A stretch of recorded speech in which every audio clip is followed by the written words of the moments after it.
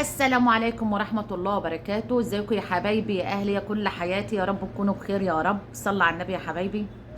عايزة اقول لكم قبل ما نتكلم على قصرية في حاجة، عايزة ندعي بس المدام بيل اللي هي ربنا يقومها بالسلامة يا رب. بتعمل العملية النهاردة، ربنا يقومها بالسلامة ويشفيها يا رب، هي ومدام هناء وبنت مدام كوثر وجميع مرضى المسلمين جميعا يا رب، واللي كتبتهم ام ربال على المنتدى ربنا يشفي كل مرضى المسلمين يا رب يا رب. وبشكر ام ريبال، والله الصدقه اللي انت بتعمليها يا ام ريبال، والله اللي انت بتعمليها والله. الحمد لله ربنا طمنا على بنتي، الحمد لله لما انت طلعتها والله العظيم.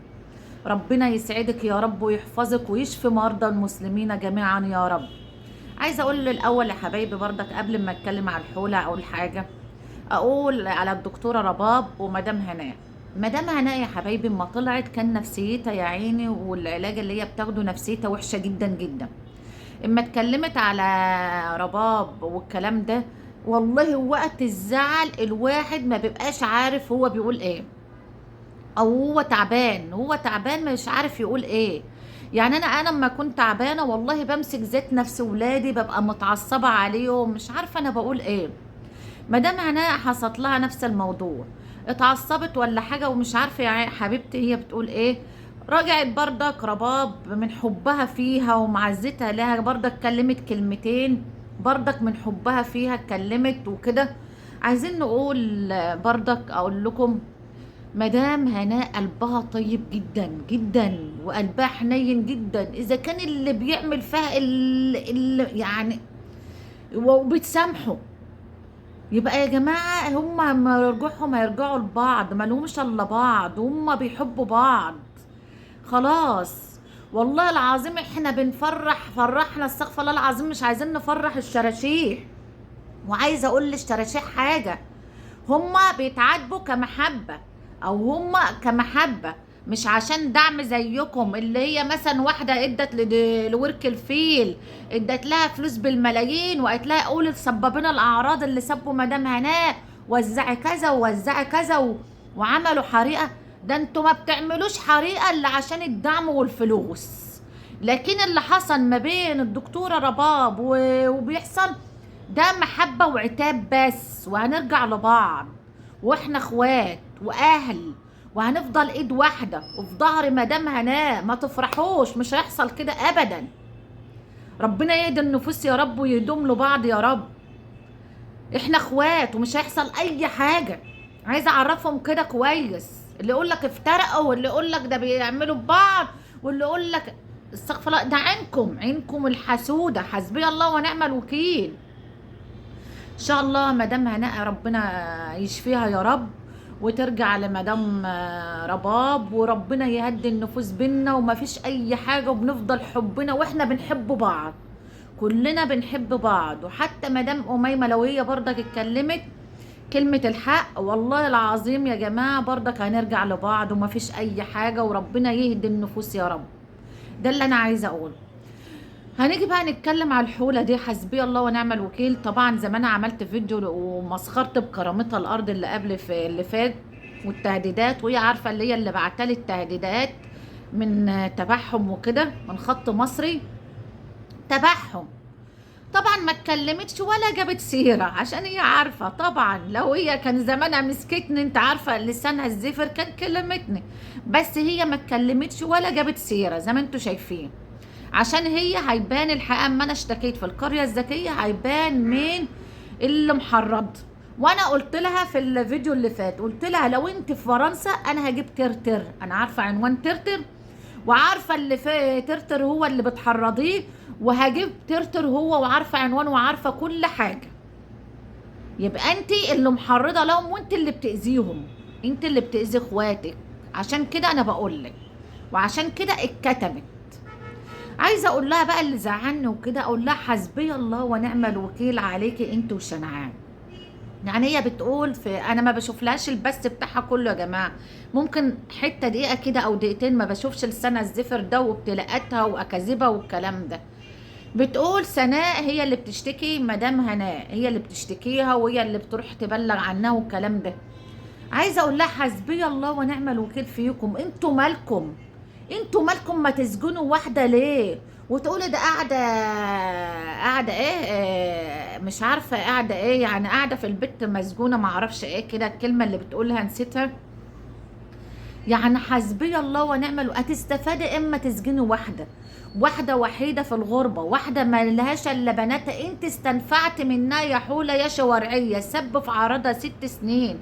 حد اذاكي؟ حد عمل فيك حاجه؟ حد عملت ملايين من تبعها، وعملت عماره ب50 مليون، والدعم اللي بيجيلك وبيديك وبتشحتي على اخواتك، حتى ما بتساعدهمش من مع المدعمين اللي عندك وبيساعدوهم وانت ما بتساعدهمش، وتيجي تأذيها ليه؟ انتوا الشنعاء عايزين منها ايه؟ حتى لو هي واخده بيوت، هي واخداها من تبع اهاليكم، من تبع البيوت دي بتاع اهاليكم، واخداها منهم بتاع جوازكم. حسبي الله ونعم الوكيل فيكم. اما تسجنوا واحده ليه؟ انتوا بتحاربوها ليه في الغربه؟ ليه؟ عملت لكم ايه؟ ما تاخد اللي تاخده، انتوا مالكم؟ وانتوا اللي هتحاسبوها؟ ربنا اللي بيحاسب، ربنا اللي بيحاسب كل واحد. انتوا مالكم؟ وربنا عالم بنوايا كل واحد. الست دي لو ما كانتش نواياها خير ما كانش عملت للناس دي كلها خير، ما كانش مشاهداتها في صورة الواقعة ده عملت مليون، ما كانش خلت واحد أسلم، ما كانش خلت قنواتها كانت بتبقى مليونية مشاهدات عشان نيتها كويسة. انتوا اللي حقدك وغلك يا حولة هو اللي عمل فيها كده، وعينك الصفرة. حسبية انت اللي خربت بيتها، انت اللي دمرتيها، انت اللي خلتها نفسيتها بسببك. انت ما كانت حياتها مع جوزها انت برضك السبب في كل ده. مش بتقول اللي هي رباب، لا انت اللي اذيتيها اكتر واحدة. حسبي الله ونعم الوكيل. يا جماعة انتوا هتأذوها ليه؟ هتسجنوها ليه؟ هتستفادوا بايه؟ ازاي تناموا على المخدة كده وانتوا أذين واحدة؟ ده الواحد اما بيتكلم بيشتم حد ما بيعرفش ينام. والله اما واحد يشتم واحد ولا بيكلمه كلمة ما بيعرفش ينام على المخدة. امال انتوا ازاي تنامي انت والشنعاء كده وانتوا عايزين تسجنوا واحدة وتأذوا واحدة؟ تبلغوا عنها الضرايب ليه؟ تبلغوا عنها اولاد ميسو جانو ليه؟ تبلغوا عنها اولاد الطيار ليه؟ هي عملت لكم ايه؟ هي خدت من فلوسكم، من فلوس اهاليكم؟ هي اتجوزت جوازكم؟ حسبي الله ونعم الوكيل عليها. مش كفايه السب اللي انتوا ده عايشه بالمساكنه، ده عايشه مش عارفه. انتوا حرام عليكم، حرام عليكم اللي انتوا بتعملوه. ما تخلوها، ما تتفرجوش عليها. اللي مش عاجبه محتواها ما يتفرجش، مالكوش دعوه. في ناس بيحبوها، احنا بنحبها، احنا عايزين نسمع لها، احنا عايزين هي بتفضفض لنا. واحده في الوحده، في الوحده اللي هي فيها، وبناتها اللي هيتجوزوا وبعدوا عنها يا عيني. ما تخليها تتكلم معانا وتقول اللي تقوله. انتوا مالكم؟ احنا مصدقينها واحنا معاها. حسبي ربنا يبتلكوا باللي انتوا فيه يا رب. شنعاء وانت يا حولة يا قصرية يا شوارعية، حسبي الله ونعم الوكيل فيكم. ربنا يبتلكوا باللي هي فيه واحنا فيه يا رب. انتوا الدنيا ما تفكروش اللي هي مزهزهه ليكي، اللي انت خلاص وقاعده تضحكي وتعملوا منصه للساعه 2 3 بالليل والكلام ده. ما تفرحيش، اغزة عزيز المقتدر فيك. انت قاعده مفرعنه واللي يتكلم عليكي كلمه ما بتسيبهوش. انا ليه وليه ليه حاطاني في دماغها اللي انا رحت كفايه، اللي انا فضحتك في البلد. العمده عارف، ابن عمك عارف، ولسه انا ممكن اروح اقول لاخوات رفائيل على اللي انت بتعملوه قناتك. والله العظيم اروح اقول لاخوات وعارفه عناوينهم، اروح لهم واقول لهم على قناتك واللي انت خلته كل رفائيل بالسحر والكلام ده، اللي انت كاتبه كل حاجه باسمك عشان تمنعهم من الميراث، عشان انت ما اتحرمت من الولد.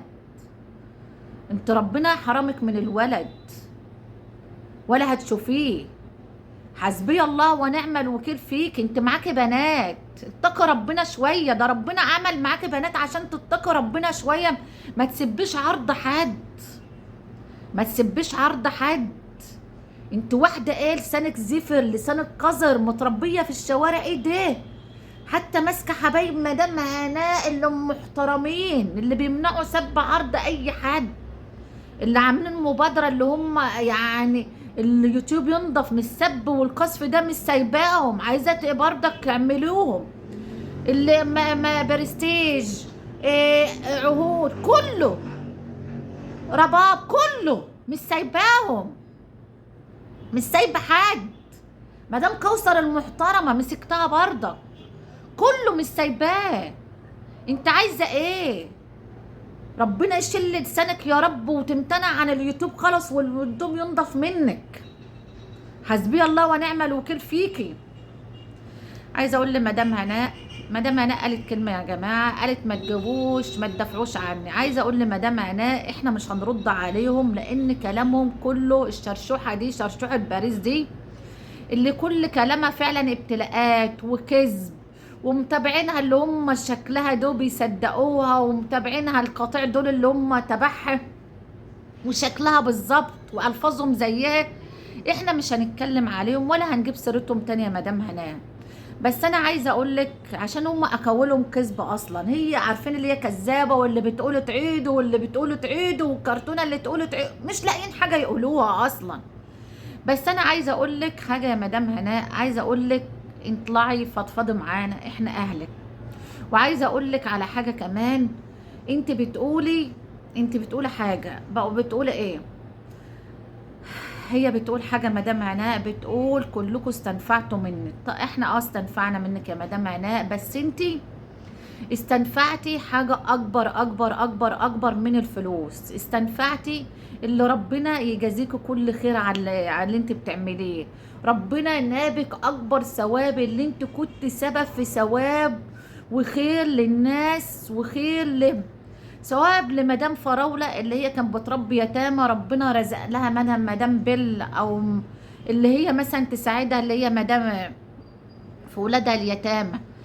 إيه، حتى لا دكتورة رباب بطوط اللي جالها مثلا الاخت بطوط كرسي وهي تعبانة، وهي كان برضك اعرف اللي هي بتربي يتامى وهم مزيرين، ربنا يجازيهم خير وربنا يعوضهم خير.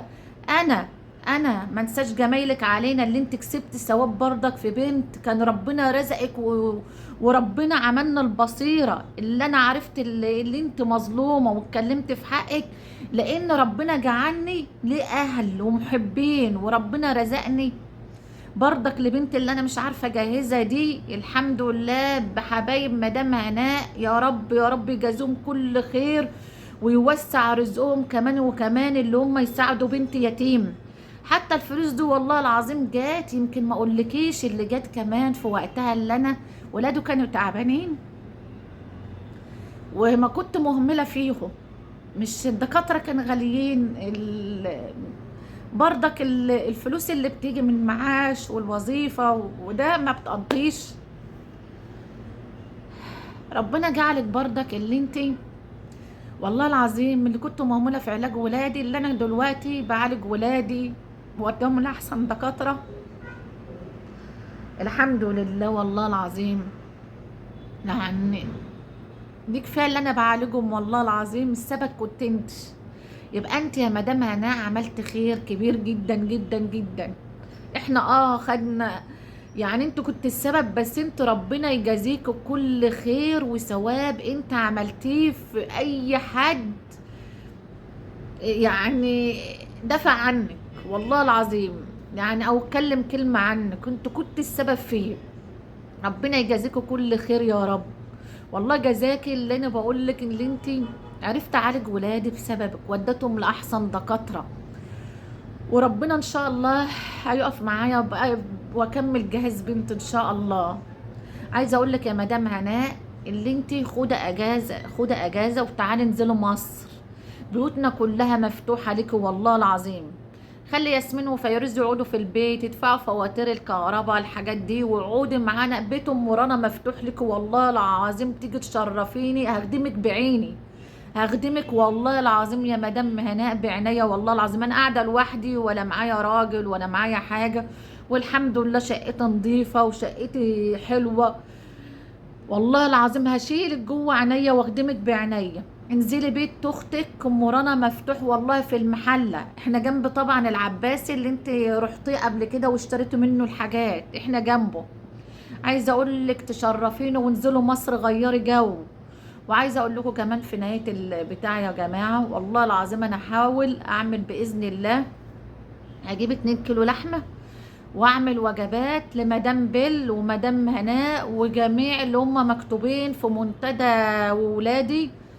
والله العظيم اشوفهم هيجوا كام وجبه بنيه شفاء كل تعبان يا رب، كل مريض ربنا يشفيه. هم قالوا لو هتعملي كام وجبه مش بالعدد، بنيه اللي ربنا يشفيهم. والله هجيب 2 كيلو لحمه واعملها قدامكم واشوفهم كام طبق، واجيب بردك نص كيلو لحمه مش هاخد منهم لاولادي عشان ياكلوا يوميها بردك منهم.